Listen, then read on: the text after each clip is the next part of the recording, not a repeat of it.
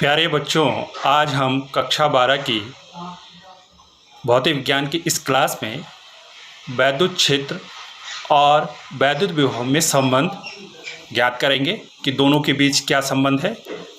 एक रिलेशन निकालेंगे, एक सूत्र हम दोनों के बीच निकालेंगे। तो चलिए देखते हैं क्या संबंध होता है दोनों के बीच। तो इसके लिए हम क्या करेंगे, हमने एक बिंदु ए ओ ले लिया है और इस पर एक ये धनावेश ले लिया प्लस क्यू, और इससे ये आर दूरी पर एक बिंदु पी लिया है। अब इस बिंदु पी पर मान लीजिए एक वैद्युत क्षेत्र ई है और इस बिंदु पर इस प्लस क्यू आवेश के कारण विभव कितना है, वी है। बात समझ में आ रही है। एक प्लस क्यू आवेश है, कहाँ पर है, बिंदु ओ पर है। इससे आर दूरी पर एक बिंदु पी है। अब इस प्लस क्यू आवेश के कारण इस बिंदु पी पर ई वैद्युत क्षेत्र उत्पन्न हो रहा है और वी वैद्युत विभव उत्पन्न हो रहा है। जो कि धनावेश है, तो यहाँ पर हमने बल की दिशा भी दिखा रखी है, बाहर की ओर होगी, इस तरह से बल की दिशा हो जाएगी। तो मेनली हमने क्या है हमारे पास कि एक धनावेश है ओ बिंदु पर और उसके कारण बिंदु पी पर ई वैद्युत क्षेत्र उत्पन्न हो रहा है और वैद्युत विभव भी हो रहा है। तो हम दोनों का मान निकालेंगे पहले। तो प्लस क्यू आवेश के कारण, जो ये प्लस क्यू आवेश है यहाँ पर, इस प्लस क्यू आवेश के कारण इस बिंदु पी पर जो वैद्युत क्षेत्र होगा कितना होगा, ई बराबर 1/4πε0। अगर निर्वात और वाई की बात हम करते हैं, अगर माध्यम लेंगे तो के ले लेंगे यहाँ पर, और निर्वात और वाई लेंगे तो के नहीं रखेंगे यहाँ पर, के का मान एक ले लेंगे। तो ई बराबर कितना हो जाएगा इस स्थिति में, ई बराबर निर्वात और वायु के लिए हम कंसिडर कर रहे हैं, ई बराबर 1/4πε0 क्यू आवेश क्यू बटा आर स्क्वायर, यहाँ से यहाँ तक की दूरी का स्क्वायर। आपने पहले पढ़ा है किसी बिंदु आवेश के कारण किसी दूसरे बिंदु पर वैद्युत क्षेत्र कितना होता है, ई बराबर 1/4πε0 क्यू अपॉन आर स्क्वायर, जहाँ क्यू उस बिंदु का आवेश है और आर दूरी है उस बिंदु से उस बिंदु तक की जहाँ पर आपने वैद्युत क्षेत्र निकालना है। इसी प्रकार से इस प्लस क्यू आवेश के कारण, पिछली क्लास में आपने देखा कि प्लस क्यू आवेश के कारण बिंदु पी पर कितना वैद्युत विभव होगा, V बराबर 1/4πε0 क्यू अपॉन आर। यहाँ आर स्क्वायर का टर्म्स नहीं आता है। पिछली क्लास में हमने लास्ट जो एक्सप्रेशन निकाला था यही निकाला था, V बराबर 1/4πε0 क्यू अपॉन आर। अब क्या करना है, आपने समीकरण नंबर 1 में समीकरण नंबर 2 का भाग दे देना है। तो समीकरण नंबर 1 में हमने क्या किया, समीकरण नंबर 2 का भाग दे दिया। तो यहाँ पर देखिए क्या हो गया, ई अपॉन वी। समीकरण नंबर 1 में ई है और समीकरण नंबर 2 में क्या है, वी है, तो ई अपॉन वी हो जाएगा। ई का मान रखा ऊपर तो कितना है 1/4πε0 क्यू अपॉन आर स्क्वायर, और समीकरण नंबर 2 में क्या है नीचे 1/4πε0 क्यू अपॉन आर। तो अब देखिए यहाँ से क्या हो जाएगा, ये 1/4πε0 1/4πε0 कट गया, तो कितना बच गया, यहाँ से आ गया ऊपर से क्यू अपॉन आर स्क्वायर, और ये क्यू बटा आर है, बटे का भी बटा है, तो ये ऊपर चला जाएगा, तो क्या हो जाएगा आर बटा क्यू। तो नेक्स्ट स्टेप में क्या हो जाएगा, ई बटा वी बराबर इस क्यू से ये क्यू कैंसिल हो जाएगा, तो कितना बच गया आपके पास, शेष कितना बच गया, ये आर बटा आर स्क्वायर। तो ई बटा वी कितना हो जाएगा, ये 1/r आ जाएगा। तो अब ये वी इधर चला जाएगा ऊपर, यहाँ गुणा हो जाएगा, तो ई बराबर कितना आ जाएगा, V/r।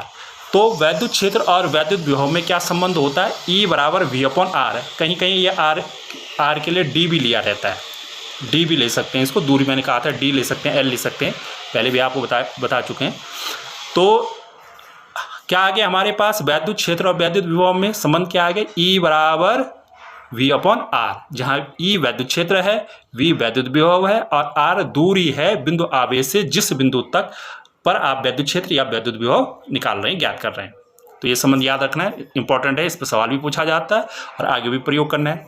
यहाँ से ई का मात्रक क्या हो जाएगा, देखो अभी तक वैद्युत क्षेत्र का मात्रक क्या था आपके पास, न्यूटन पर कूलाम था अभी तक जो हमने पहले पढ़ा, पर यहाँ पर अब एक नया आपको मात्रक मिल रहा है। ई का मात्रक क्या मिल रहा है, देखो इस सूत्र से निकालें, ई का मात्रक बराबर क्या हो जाएगा, वी का मात्रक, वी सूत्र है, वी का मात्रक बटा आर का मात्रक, ठीक है। तो अब क्या आ जाएगा, ई का मात्रक क्या हो जाएगा, यहाँ से ई का मात्रक क्या हो जाएगा, वी का मात्रक क्या होता है, वी क्या है विभव, विभव का मात्रक वोल्ट, और आर क्या है, आर क्या है आपके पास दूरी, दूरी का मात्रक मीटर। तो क्या हो जाएगा, ई का मात्रक वोल्ट पर मीटर। तो दो मात्रक हो जाते हैं आपके ई के, एक मात्रक होता है न्यूटन पर कूलाम और एक मात्रक हो गया यहाँ से जो नया मिला ये वोल्ट पर मीटर, ये दोनों ही इसके मात्रक होते हैं, ठीक है ना। तो कहीं पर अब वैद्युत क्षेत्र के लिए वोल्ट पर मीटर का भी प्रयोग किया जा सकता है इस सूत्र के आधार पर। तो ये मोस्ट इंपॉर्टेंट सूत्र है, इसका प्रयोग आगे न्यूमेरिकल प्रश्न में बहुत सारे प्रश्न इसमें पूछे जाते हैं और आपके आगे निगमनों में भी ये प्रयोग होता है। इसमें कुछ एक नई चीज़ मैंने यहाँ पर लिखी है, नोट इसी से संबंधित है कि वैद्युत विभव को आप वैद्युत क्षेत्र की प्रवणता के रूप में भी प्रकट कर सकते हैं। ये लिखा है मैंने E बराबर, यहाँ पर जो लिखा है क्या लिखा है मैंने, E बराबर माइनस dV/dr। ठीक है, अभी तक हम क्या लिख रहे थे, देखो E बराबर जो अभी रिलेशन निकाला मैंने पीछे, E बराबर V/r निकाला था, वहीं से ये निकल जाता है। ठीक है, मैंने यहाँ पर डायरेक्ट लिख दिया है। तो क्या लिखा है मैंने, E बराबर माइनस dV/dr।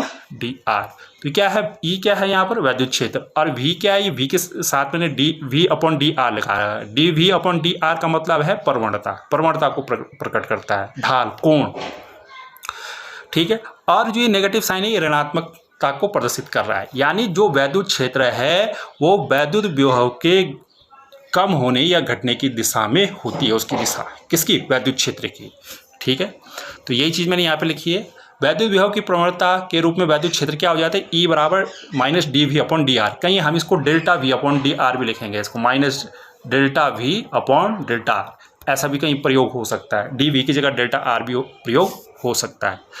ठीक, तो अतः किसी बिंदु पर वैद्युत क्षेत्र वैद्युत विभव, अतः किसी बिंदु पर वैद्युत क्षेत्र क्या होगा, वैद्युत विभव की उस बिंदु पर ऋणात्मक प्रवणता, ये विद्युत विभव की ऋणात्मक प्रवणता के बराबर होता है। वैद्युत क्षेत्र किसके बराबर है, विभव है V, और d/dr प्रवणता को प्रदर्शित कर रहा है, उसके पहले ऋण चिन्ह है। तो क्या कह देंगे कि वैद्युत क्षेत्र वैद्युत विभव, किसी बिंदु पर वैद्युत क्षेत्र वैद्युत विभव की उस बिंदु पर ऋणात्मक प्रवणता के बराबर होता है। किसी बिंदु पर जो वैद्युत क्षेत्र निकाल रहे हैं हम, वो किसके बराबर होगा, उस बिंदु पर जो विभव है उसकी ऋणात्मक प्रवणता के बराबर होता है। और जो ये ऋण चिन्ह है यहाँ पर, ये जो ऋण चिन्ह है ये क्या प्रदर्शित कर रहा है, प्रदर्शित करता है कि वैद्युत क्षेत्र ई सदैव विद्युत विभव के घटने की दिशा में होता है, यानी जिस दिशा में वैद्युत विभव घटेगा उस दिशा में वैद्युत क्षेत्र की दिशा होती है। ठीक है, तो ये संबंध था और इस पर जानकारी थी। अब यह है आवेशों की निकाय या समुदाय द्वारा वैद्युत विभव। देखो हमने पहले भी देखा है, बहुत सारे अगर हमारे पास आवेश हैं Q1, Q2, Q3, Q4 और इसी तरह से Qn आवेश हमारे पास एक निकाय में है, तो हमने बल की स्थिति में क्या कहा था कि उन सब आवेशों के कारण जो बल होगा, कूलाम के नियम में आपने देखा, उन सब आवेशों के कारण जो बल होगा अलग अलग उनका जो बीजगणितीय योग होगा या सदिश योग होगा वो कुल परिणामी बल के बराबर होगा। F बराबर, हमने वहाँ पर वेक्टर लिया था, F1 वेक्टर, फिर F2 वेक्टर और डॉट डॉट डॉट, इस तरह से हमने Fn वेक्टर किया था। यानी सारे वेक्टरों को, सारे आवेशों के कारण जो अलग अलग बल लगता है किसी दूसरे आवेश पर, ठीक है, जैसे F1, F2, F3, उन सब का आप क्या ले लेंगे, सदिश योग ले लेंगे, उन सबको जोड़ देंगे, सदिश योग उसका ले लेंगे, तो आपको परिणामी विभव मिल जाएगा। इसी तरह से वैद्युत क्षेत्र में भी होता है। वैद्युत क्षेत्र ठीक उसी की तरह होता है जैसा बल है। वहाँ पर भी अध्यारोपण के सिद्धांत में देखा, अगर हमारे पास बहुत सारे आवेश है और उनके कारण किसी बिंदु पर आप वैद्युत क्षेत्र निकाल रहे हैं, तो उनके कारण भी क्या होता है, उन अलग अलग आवेश के कारण उस एक बिंदु पर वैद्युत क्षेत्र निकालेंगे। मान लीजिए कितना आ रहा है, वो E1 आ रहा है, फिर दूसरे के कारण कितना आ रहा है, E2 आ रहा है, और इसी तरह से और के कारण भी आ रहा है 3 के कारण, और लास्ट में मान लीजिए कितने आवेश हमारे पास En के n आवेश है, तो nवें आवेश के कारण कितना वैद्युत क्षेत्र उत्पन्न हो रहा है, En है। तो आप सारे वो जो वैद्युत क्षेत्र है उनका सदिश योग ले लेंगे तो परिणामी वैद्युत क्षेत्र के बराबर आ जाएगा। आपने वैद्युत रूप में भी देखा था, उसमें जब हमने दो जोड़े थे, एक दिशा में जोड़ रहे थे, तो वहाँ पर भी यही चीज़ थी। ठीक यहाँ पर भी है, यहाँ पर भी हम वही चीज़ देख रहे हैं, आवेशों के निकाय या समुदाय द्वारा वैद्युत विभव। किंतु आप जानते हैं कि वैद्युत विभव एक अदिश राशि है, जबकि वैद्युत क्षेत्र कैसी राशि थी, सदिश राशि थी।